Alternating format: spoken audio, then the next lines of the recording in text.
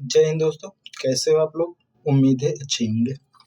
आज की इस वीडियो में हम पढ़ेंगे विज्ञान कक्षा 10 के चैप्टर नंबर 1 को, जिसका नाम है रासायनिक अभिक्रिया एवं समीकरण। जी हाँ दोस्तों, बहुत ही आसान भाषा में आज की इस वीडियो में हम इस चैप्टर को पढ़ेंगे। ठीक है, तो बने रहिए वीडियो के लास्ट तक, और वीडियो अगर पसंद आए तो वीडियो को लाइक जरूर कीजिए। तो चलिए ज़्यादा देर न करते हुए हम इस सेशन को शुरू करते हैं। तो देखिए, हमारे जो चैप्टर का नाम है उसका नाम है, सबसे पहले मैं बता दूं कि ये एनसीईआरटी क्लास 10th के बुक से लिया गया चैप्टर है। NCERT, okay, NCERT, sorry, NCERT से ये चैप्टर लिया गया है। तो चलिए हम शुरू करते हैं आज की क्लास को। तो हमारा सबसे पहला पॉइंट है कि आखिर रासायनिक अभिक्रिया की परिभाषा क्या है। आखिर रासायनिक अभिक्रिया कहते किसे हैं, जो कि हमारे चैप्टर का भी नाम है। तो आप लोगों के दिमाग में आएगा कि रासायनिक अभिक्रिया आखिर होता क्या है। तो चलिए रासायनिक अभिक्रिया की डिफिनेशन को हम समझ लेते हैं।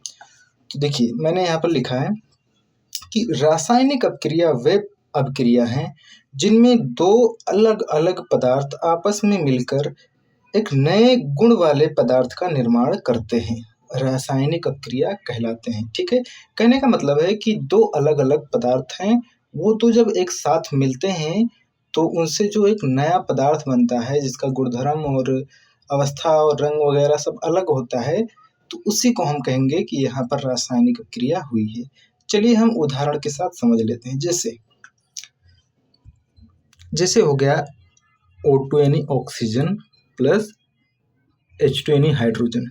ये दो अलग अलग पदार्थ हैं। अब इन दोनों को जब हम मिलाएंगे तो ये बनेगा H2O, यानी ये पानी का निर्माण हुआ। तो यहाँ पर देख लीजिए, इसका गुणधर्म अलग है।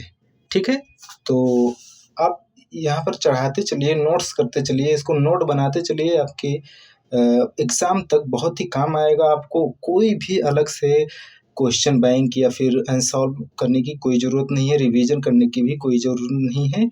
इसको आप नोट कर लीजिए, आपके एग्ज़ाम लास्ट तक काम आएगा। ठीक है, तो यहाँ पर एग्जाम्पल मैंने लिखा है H2 plus O2 plus H2 बराबर H2O। ओके, तो चलिए अब हमारा अगला पॉइंट है कि रासायनिक अभिक्रिया के उदाहरण क्या है। आखिर हमने रासायनिक अभिक्रिया की डिफिनेशन समझ ली, अब हम समझते हैं कि रासायनिक अभिक्रिया के उदाहरण क्या क्या है। तो मैंने लिखा है, सबसे पहला उदाहरण है भोजन का पकना। जी हाँ, अगर मान लीजिए कोई भोजन आप बना रहे हैं, जैसे भात आप बना रहे हैं, तो थोड़ा चावल डालेंगे और एक बर्तन में पानी डालेंगे, तो उसके बाद उसको नीचे से जब गर्म करेंगे चूल्हे पर या फिर गैस वगैरह पर चढ़ाकर जब गर्म करेंगे तो वो भात का रूप ले लेगा। तो उसका जो परिवर्तन, उसका जो अवस्था है वो परिवर्तन हो जाएगा। ठीक है, तो कह सकते हैं कि भोजन का बनना या भोजन का पकना एक रासायनिक अभिक्रिया है। ठीक है, दूसरा है श्वसन। देखिए, जब हम सांस लेते हैं तो हम ऑक्सीजन लेते हैं, लेकिन अंदर से हम कार्बन डाइऑक्साइड को छोड़ते हैं, तो ये भी कह सकते हैं कि एक रासायनिक अभिक्रिया का उदाहरण है। ठीक है, तीसरा है दूध से दही बनना। देखिए, दूध जो कच्चा होता है उसको पकाते हैं तो ऐसे तो दही बन नहीं जाता है, उसमें थोड़ा सा जौरन डाला जाता है। गांव से अगर आप होंगे तो आपको पता होगा कि दही में थोड़ा सा जौरन डालते हैं, उसके बाद वो दूध में थोड़ा जौरन डालते हैं, जिसके बाद वो दही का रूप ले लेता है। ठीक है, तो दूध से दही का बनना भी एक रासायनिक अभिक्रिया का उदाहरण है। ठीक है, अब हम देखते हैं अगला उदाहरण, मैग्नीशियम रिबन को वायु में जलाने पर मैग्नीशियम ऑक्साइड का बनना। देखिए ये है मैग्नीशियम, यहाँ पर देखिए ये है मैग्नीशियम, और इसको ऑक्सीजन के साथ जब हम मिलाएंगे तो ये बन जाएगा मैग्नीशियम यानी MgO, मैग्नीशियम ऑक्साइड। ठीक है,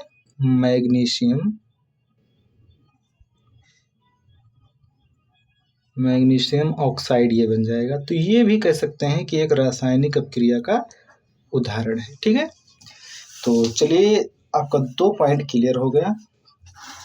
अब हम आगे चलते हैं।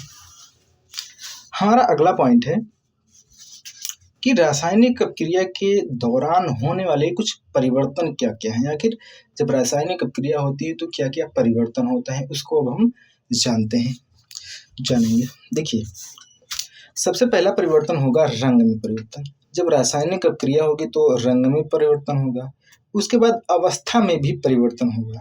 फिर तीसरा है तापमान में परिवर्तन होगा। जब कोई रासायनिक अपक्रिया होगी तो उसका रंग भी बदलेगा, उसकी अवस्था भी बदल जाएगी और उसका तापमान भी बदल जाएगा। और चौथा है गैस का भी उत्सर्जन होगा। जब कोई रासायनिक अपक्रिया होगी तो उसका क्या होगा, गैस का उत्सर्जन होगा। ये 4 पॉइंट लिख लीजिए, बस आपका हो जाएगा। ये सब बहुविकल्पीय प्रश्न में आते हैं, जो 1 नंबर के होते हैं ऑब्जेक्टिव क्वेश्चन, वो वगैरह आता है।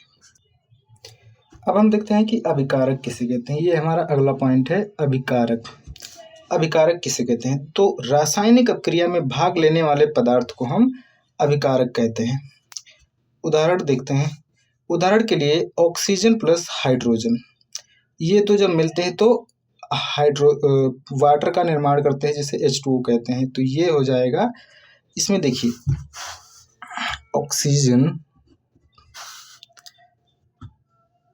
प्लस हाइड्रोजन, इन दोनों को जब मिलाएंगे तो ये H2O का निर्माण करेगा। H2O का निर्माण करेगा। तो इसमें 2 पदार्थ भाग ले रहे हैं, तो इन्हीं भाग को हम अभिकारक कहेंगे।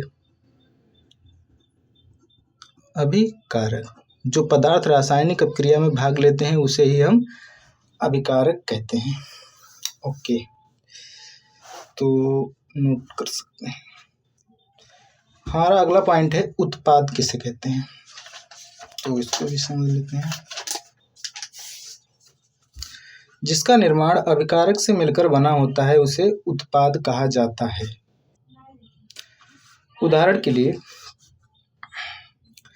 जिसका निर्माण अभिकारक से मिलकर बना होता है उसे हम उत्पाद कहते हैं। जैसे कोई 2 पदार्थ हैं, मैग्नीशियम प्लस ऑक्सीजन, तो ये हो गए हमारे अभिकारक। और ये जब रिएक्शन करेंगे तो इससे बनेगा MgO,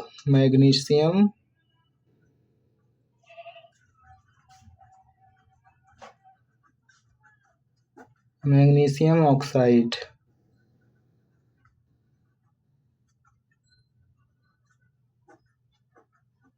तो इसे ही हम उत्पाद कहेंगे।